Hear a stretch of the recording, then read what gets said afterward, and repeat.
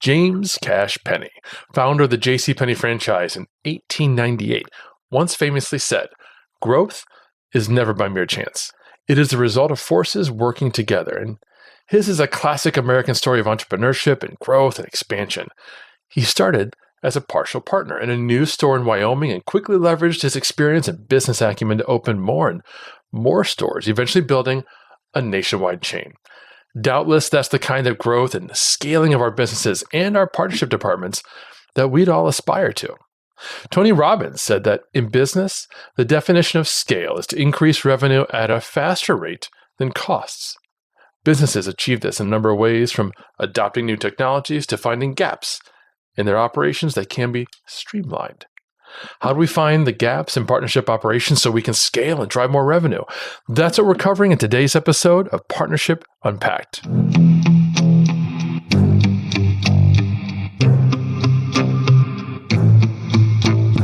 This is Partnership Unpacked, your go-to guide to growing your business through partnerships quickly. I'm your host, Mike Alton, and each episode unpacks the winning strategies and latest trends from influencer marketing to brand partnerships and ideas that you can apply to your own business to grow exponentially. And now, the rest of today's episode. Welcome back to Partnership Unpacked, where I selfishly use this time to pick the brains of experts at strategic partnerships, channel programs, affiliates, influencer marketing, relationship building. Oh, and you get to learn too. Subscribe to learn how you can amplify your growth strategy with a solid takeaway every episode from partnership experts in the industry. Now, back in episode 10, if you recall, we talked to Asher Matthew and Kelly Sarabin about the state of partnership operations, and it was particularly interesting how much more successful and profitable businesses were who had grown their partner teams and implemented a more advanced tech stack. But the problem is, you can't simply hire more people and invest in more expensive tools to grow a program. If you want to scale like JCPenney, you need to build on excellence, and that means having terrific systems and standard operating procedures. That's exactly what our guest today, Umair Mansha, is going to talk to us about. Umair brings his experience as an agency consultant and head of marketing and growth at two different brands. He's overseen and executed on all the inbound channels, from SEO to email marketing, as well as content strategy to editorial PR. Umair understands the what and how of getting things done, and that's exactly the kind of expert and attitude we need to help us scale this program. Hey, Umair, welcome to the show. Thank you. Thank you for having me. Awesome. Let's start by having you share more about your agency and Lazy Metrics and the kinds of partnerships and collaborations you typically leverage. Yeah, so we are in the business of SEO for the last decade or so. We started an agency model in 2018 around that period, and we have been consistently growing over 300 to 400% a year. But most of the growth that came in as part of Lazy Metrics came in the last 3 years or so, when we started leveraging partnership and collaboration with other agency owners as their white label fulfillment partners. We are pretty much a 360 solution provider that helps other agency owners fulfill their operations. We have detailed and one of the best operations in the world. We have invested heavily, and I'm excited for what's coming for Lazy Metrics as a marketing firm. And yeah, we have been pretty much in the scale mode for the last 3 years or so. Very cool. I know we have a huge agency audience at AgoraPulse that's definitely going to be interested in hearing more from you about how you're doing that, how you're doing those partnerships, how you're expanding revenue as a result of partnerships. So could you give us a couple of specific examples of some partnerships that you've executed and the results that you saw? Yeah. So as we started our agency in 2018, we were not focusing on, we were seeing other agencies as our competitors, as normally would any agency starts with. But we've done some projects and we got some case studies where agency, like that specific agency, it's in Inc. 5000, they have like 150 employees. The founder reached out to me looking for getting the similar level results for their client in this legal niche. And he reached out to me and he wanted to know more how we can partner and collaborate together. I was seeing them as a competitor, which was more of a limiting belief at that point. And I didn't think much about it, but then it started to make sense. I started to realize that this is a huge, huge opportunity that I shouldn't miss. And we found a way where we were gonna do all the operations for this specific client in that agency role for this client. And we started this as a beta to see if there is anything worthwhile doing it. And it was a huge success. The client got a solid case study. The client at the end saw about, they were started as a like 400 500 users per day to like 20,000 users per day. That was the growth that the end clients saw. So the partnership kind of worked, and we made our margins, we made our money, we had a solid relationship, and we are still working with them even after like for almost 3.5 years now. So I'm not sure how much specific we can get into, because I cannot disclose the name of the client or the relationship that we have with this agency, because they are huge and they wouldn't want us to be very public about the partnership that you, since we are handling their operations for them. And but we have seen the results that came in, and it was a eureka moment for my business. To be honest with you, I started seeing so much potential in this white labeling and partnership model that I didn't saw. Actually, I was missing out on revenue, and I was just looking at the number before this podcast, because we need to file our taxes in the US, and 80% of the revenue in our agency is coming from partnership and collaborations. It's from other agencies working with us, giving us their operations, technically like handling all the fulfillment for them. And that's like 80% of the business now. And I wish I could have started focusing on that earlier in my career. It could have been the pain and the frustration, the whole trajectory of our success could have been a lot shorter if I could just see other partners, other agency owners as our partners or collaborators, people that we could find common grounds to work with, instead of just a competitor looking for the same pie that we are going after. Does that make I sense? love that you framed that entire thing initially as a limiting belief, right? You viewed other agencies as competitors, and once you got around that view, that perspective, everything changed. And that's definitely a key takeaway that I hope everybody listening kind of just brings to heart, because a lot of the things that you think about your business, about your potential, about partnerships in general, those might be limiting beliefs. They might be holding you back from tremendous potential. So thank you for sharing that. Let's get into SOPs, because that's clearly what you're doing, how you're helping these other agencies along. You're developing these SOPs, right, and these systems and these excellence. How and why should brands develop SOPs for partnerships? Let's say, if to any business model to work, I think SOPs are like the key foundation. It's the basic formula that will help you scale. If you don't have detailed SOPs, and SOPs sounds like a very complicated or very, it will take a lot of time, but it actually don't. If you start make it simplify, SOPs are like the huge fundamental growth systems that you need to scale. Creation of SOPs start always with a simple Google Doc. You start with a step-by-step guide, step one, and you potentially have to just look at this work that you're doing manually at this moment, but you can potentially delegate or automate with the help of tools or people, and you can technically just write down all the steps that you're doing manually at this moment, but you can, that the other people or the software that are better than you at that particular area of your business could do better than you. And as a business owner, I personally think SOPs were the fundamental thing that help us, like it's the only system that help us having detailed SOPs of our operations. And for partners as well, we have very detailed as step-by-step guides, like this is what we need at this moment to be done, and our team could just follow that guides in detail and get most out of it.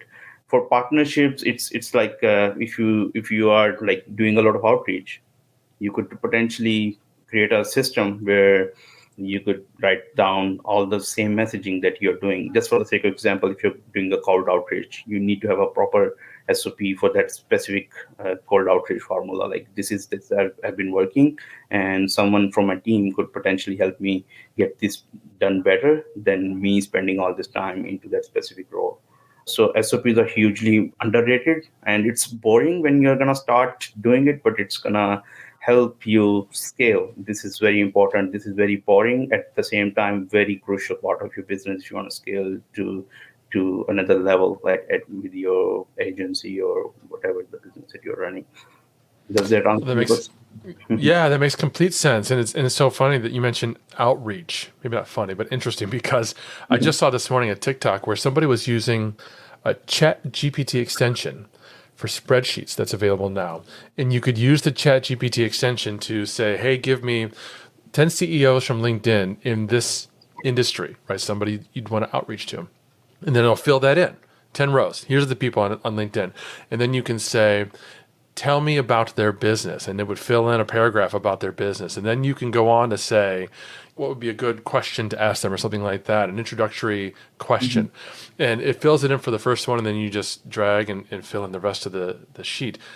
It's a really interesting way to marry AI Yeah. with outreach and having an SOP in place that's going to automate and scale as much of that as possible. Fascinating stuff happening these days with AI. I agree. I've seen so much crazy stuff that's been happening with ChatGPT, and so one of my partner, agency partner, he literally automated all the mailing system because he was getting a lot of junk, and he built a prompt where he could potentially filter out all the important ones from the junk ones, because it's like everyone gets so many mails in the US. I'm not familiar because I'm in Pakistan. We don't get that many mails, but he wrote a whole chat GPT. His name is Dan Barrett. He did an amazing job. He created a long video with that as well, and it was very unique and creative way to just automate all the work that you've been doing manually, and it has been a hassle in the past. And the use cases with chat GPT are like crazy. Its potential is huge, and anyone listening to this podcast, please invest incredible time looking into ChatGPT, how you could potentially use that for future, because it's going to totally change the way we do work, and it's already started happening in the world, right? So we need to focus on this. We cannot ignore this anymore. Like AI is coming, and it's going to be huge thing. Yeah. Yeah, it's a tremendous period of time right now where every single day we're seeing in the news announcements that new major brands have integrated AI or ChatGPT specifically, Salesforce, Slack, and so on. At Agorapulse, we're developing AI integration. It's really interesting. And yeah, where we're going to be 12 months from now, our ability to have an SOP where there are certain things that we're automating and we're able to just assign parts of those tasks to AI is incredible. So for a brand who's just getting started, they've never really done SOPs before, what's a good place to start? Is it just by identifying, whatever it is that they're already doing and documenting it, or is there a more fundamental place to start? I started my SOPs journey with operations because I wanted to become a fulfillment partner agency. We wanted to do white label all our services. I wanted to sell productized services that would take minimal amount of manual input from me or my team, and those products can sell at scale. That was my goal. I started with that, and now we have detailed SOPs almost all like departments of our business, like our marketing, our operations, our project management. We started with one particular very important part of the business, and then we kindly slowly expanded that scope into other areas of our business as well.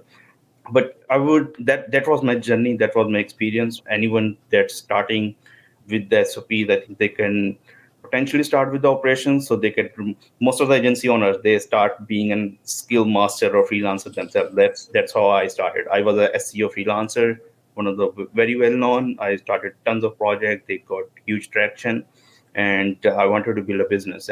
But I hate doing customized work at scale. It's not scalable. You cannot, as a agency owner, as a business owner, it's not the best use of your time. You need people or the processes that could potentially replace you, and that's where I started.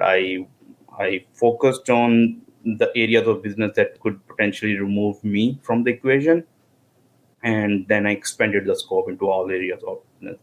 I think that has been working with for me very well, and that's what I would recommend for you to get started, for as any business owner to get started as well. Start with the key areas or key deliverables that you're doing for your clients. Start with automating or prioritizing those with the help of SOPs and detailed documentation, and then you can potentially, once you have removed yourself from the operations.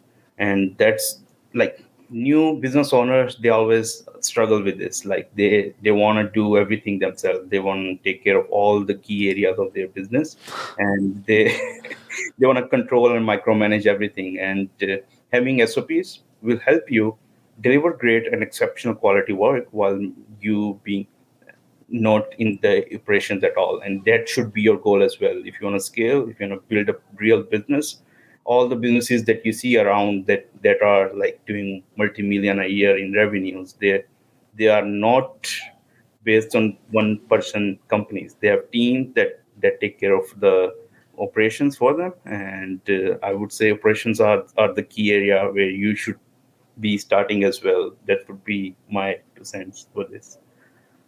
That's such a key point, because the agency owners listening to me right now, I'll ask you, when was the last time you took a vacation day? And some of you were just like dying inside a little bit right now because it's been years since you had a vacation, because you can't take yourself out of the business, because you don't have standard operating procedures that allow team members and subordinates and that sort of thing to come in and help. So if we're sold, Umair, on the idea of building SOPs and we're just starting out now, how do we take it to the next level? What tips do you have to make a really great SOP?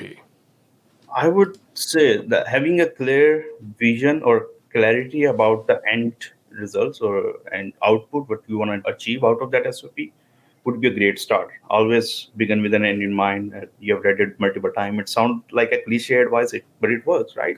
So I would say always think of the end result that you want to achieve from your that particular SOP that you want to create, right? And go from there. Then having a big result in mind will help you build all the nuance and the micro details that you need to build a perfect SOP. It has to start with the final product or final end result that you want to achieve, and then go from there. You'll see that if you want to create SOP just for the sake of SOPs, you're gonna get stuck. You're gonna it's not gonna be a very ideal starting point. But if you know that this is what I want to achieve, and that would be ideal for me to create, and then you can start from that, would be helpful to create a very solid SOP that you can rely on. Love that advice. It's actually something that I did without even thinking about it.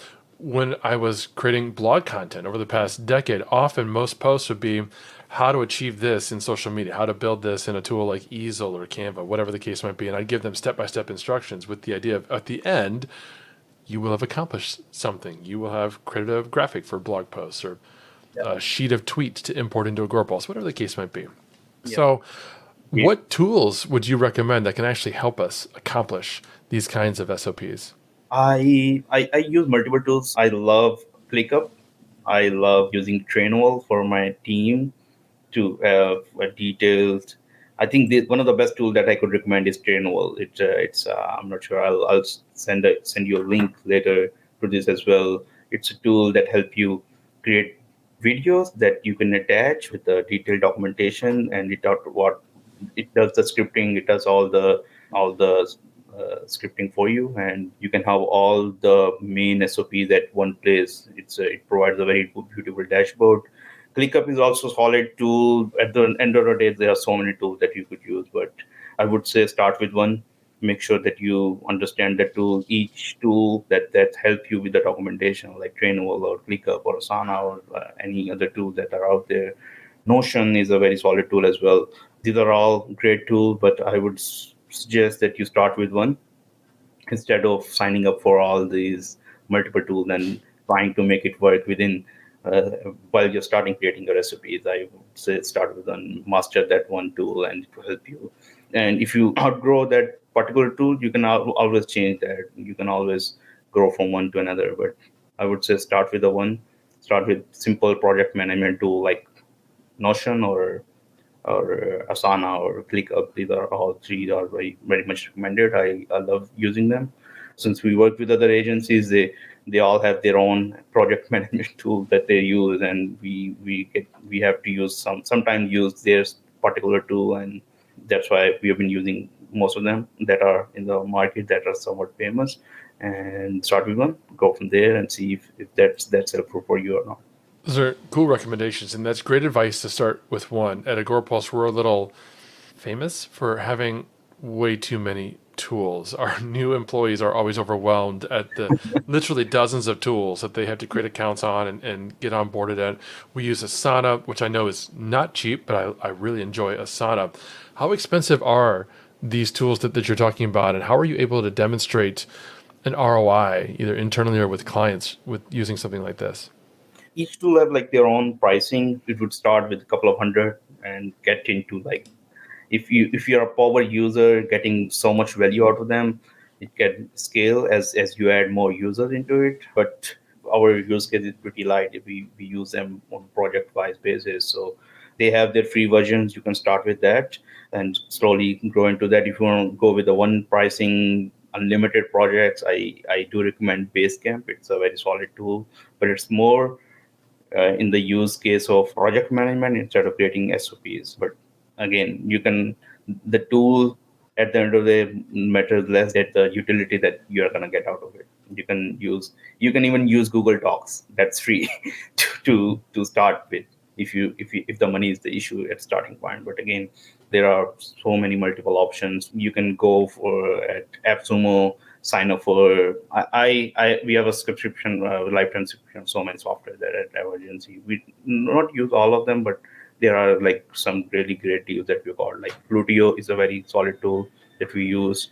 We have a lifetime deal. It costed us like $200 for the white label options, and they have like unlimited projects and limited everything in there. So it doesn't matter if your budget is zero. You can start with a premium plan on Asana or Notion or ClickUp, and then go from there as well. There are like budget friendly options, and there are options that could, once you are growing at a scale, it could potentially if you need something. And the ROI is like if you're investing $0 but getting some value out of it, it's a good way to start and go from there.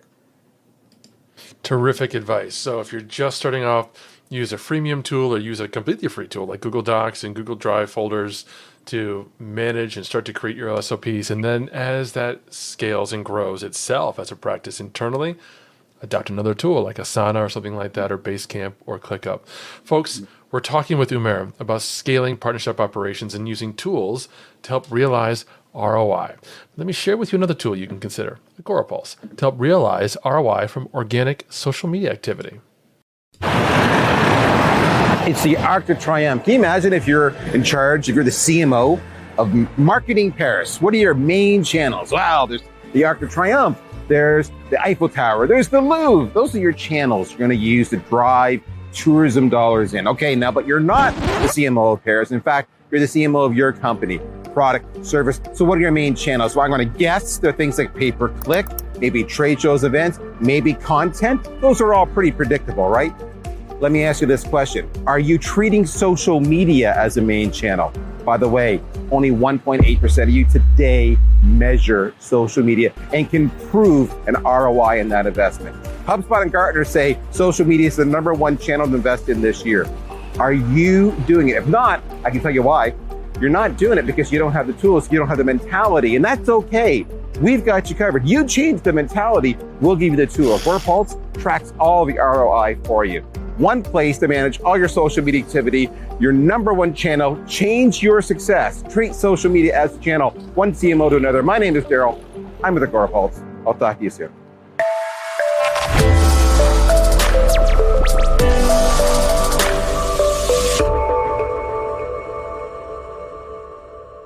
All right, Umair, we're talking about how teams can get started with SOPs. They're potentially bringing on new tools, and they're creating SOPs around the use of SOPs, right? And starting to actually ramp up. But how do we make sure people are actually doing it, right? What advice do you have for brands and teams to help them make sure that these SOPs are adopted and actually utilized? That's a solid question. That's a very good question. I would always say like the trickle down effect, it's always starts from you. If you really care about the mission of your company, if you really care about the vision of your company, you'll make sure that you are gonna repeat that mission or vision so many times that it's virtually like memorized to your teammates and everyone that you interact with, that this is what this person cares about. And the SOPs that you want to implement, it's not gonna be easy. Your teammates are new to this. You are new to this, and you do need to understand the power of repetition. You'll see the power of repetition is so much important that you pick up any religious scripture. It may be Bible or Quran or any religious texture, and you see some repetitive verses that are being constantly taught to you. And it's how human brain works. If you repeat the advice, if you repeat the words, it's gonna people are going to follow. Team, if you care about it and you repeat that message again and again, I'm not giving very like run of the mill or very advice that could be used by everyone, but this is what has been working for us. I repeated that this is our source of truth. This is where we will be beginning this particular part of the, let's say, just for the example, if you created some specific SOP for some deliverable that you're doing. In our case, we are doing like a lot of website quality audits or technical audits. Just for the sake of example, to give you a better context, what I'm talking about, you have to instill that source of truths, that SOP that you created to your teammates, and that this is you're gonna start. And if they don't, you can just quickly check the end result, and you can quickly judge that this has not been followed properly.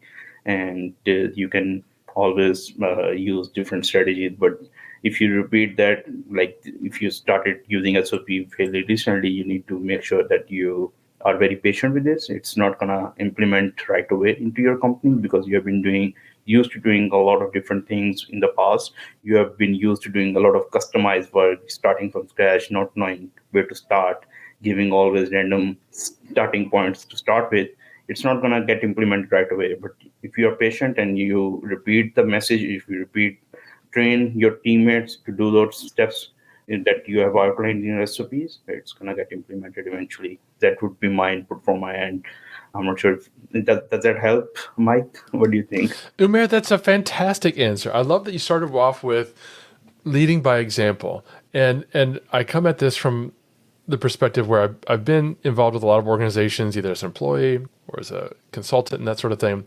And I often see situations where the company has an internal SOP, but the CEO or the CMO feels like they don't have to do the SOP. They don't have to fill out a form and request something. They can just go straight to the person that they want an answer from and bypass the internal SOP that has already been set in place. So they're setting this example where maybe there's instances where we don't have to follow the SOP, right? And they're not leading by example. And then your second point was fantastic about the need for repetition. And you're 100% right. We see this in religious texts. We see it in really good teachers who know how to use cadence and repetition in what they're saying, whether it's written or spoken and that sort of thing. And it's funny because it actually ties into why I'm asking the next question that I'm going to ask, because here on this show, I have a core theme, a core message that I want to get through to my audience. So I end up asking variations of the same question every single time. So here it is for you. How have SOPs and systems helped you foster and nurture relationships with your partners? Yeah, it's been for my business, for my agency. It has been like truly phenomenal. I didn't expect, like, I was just a freelancer a couple of years ago, like 6-7 years ago. I was doing everything myself, and I never realized the power of building a great SOP will help me transition from just a freelancer that's working very, very hard to just earn money to someone who is now a business owner.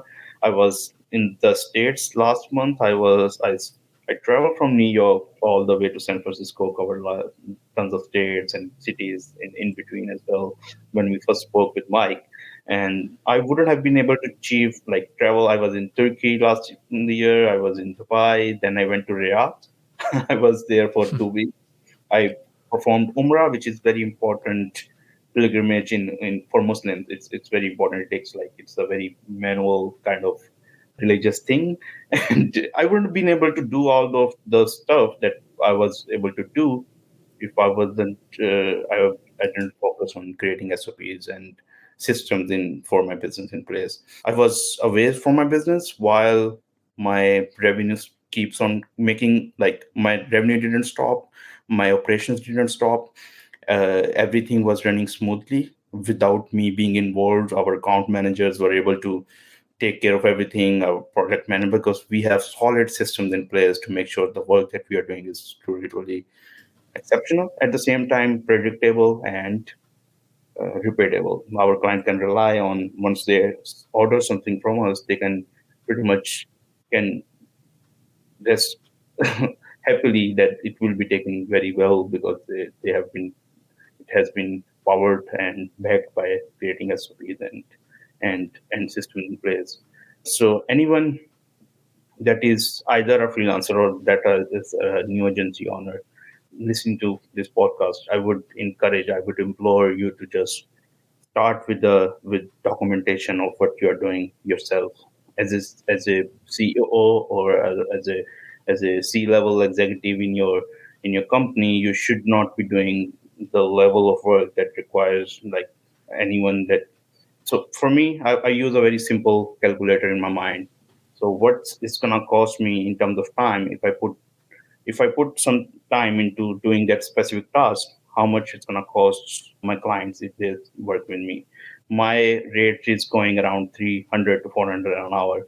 And that task that most agency focus could be done by 20, 15, 10, $30 per hour.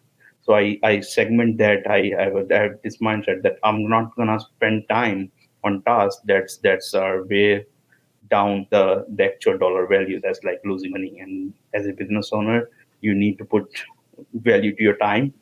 And the only way that you can do that by having solid SOPs and systems in place, because otherwise you are gonna be just a commodity, just like any other freelancer that is out there providing services. If you want to build a true business, you need to have SOPs. That's how every business runs in the world that has done some exceptional work, that has achieved some exceptional growth. Yeah. Start by focusing on putting value to your time, because time, as you grow older, you're gonna realize that time is the only asset that's most important in your life. Once you achieve certain level of financial freedom, time is the most important one that you, and if you want to get freedom, and if your goal was to create a business that could potentially help you build a lifestyle that is based in freedom, you need to have SOPs and you need to have systems in place. Love it. Fantastic advice. Umair, you've been amazing. This has been such an important and informative interview. Can you tell folks where to learn more about you, where to follow you, connect with you, and so on? Yeah, I'm on Twitter at ENGR Umair Mansha. I'm on LinkedIn as Umair Mansha. You can add me on Facebook. I'm pretty much everywhere. Just type my name on Google. There will be a bunch of stuff coming up for my name. You can just you can follow me on LinkedIn and send me a message if you think we could potentially partner up. That was the whole point of our podcast as well. Awesome. Thank you so much. Folks, that's all we've got for today. Please be sure to follow us on Apple and leave us a review. We'd love to know what you think. Until next time, keep partnering. Thank you for listening to another episode of Partnership Unpacked, hosted by Mike Alton and powered by AgoraPulse, the #1 rated social media management solution, which you can learn more about at agorapulse.com. If you enjoyed this episode, please subscribe on your favorite podcast player. Be sure to leave us a review. Your feedback is important to us. And if you want to be part of our audience during live broadcasts, take a look at our calendar at agorapulse.com/calendar. Until next time.